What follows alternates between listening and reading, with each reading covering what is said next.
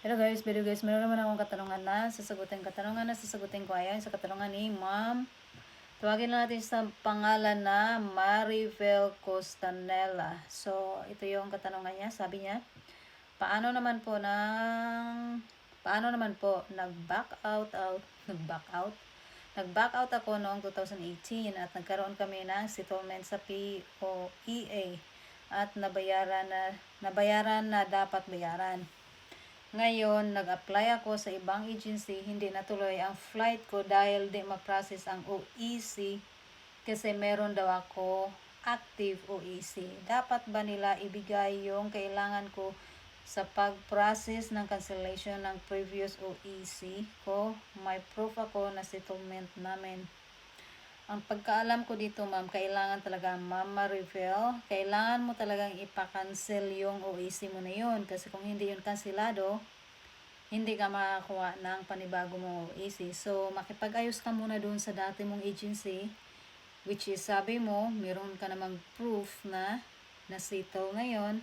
So, sabihin mo yan sa OEC, sabihin mo yan sa POAA or sabihin mo dun sa agency mo na kailangan na nila i-cancel yun. Kasi nga, pinayaran mo naman sila nakipag-settle ka naman sa kanila para ma-process uli yung, para makaprocess ka or para makakuha ka ng panibago mong OAC. Ganun.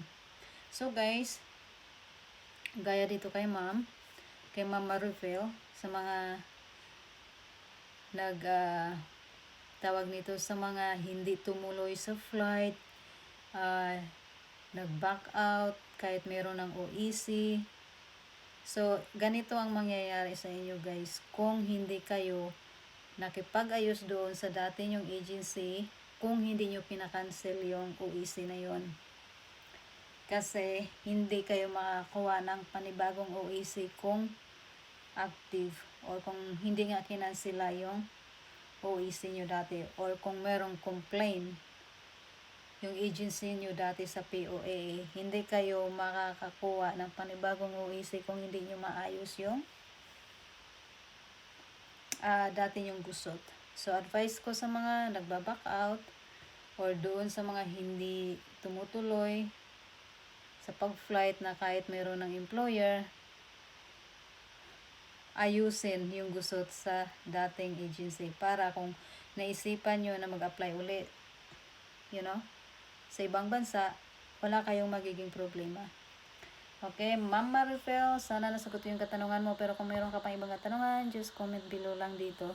See you. Have a good day.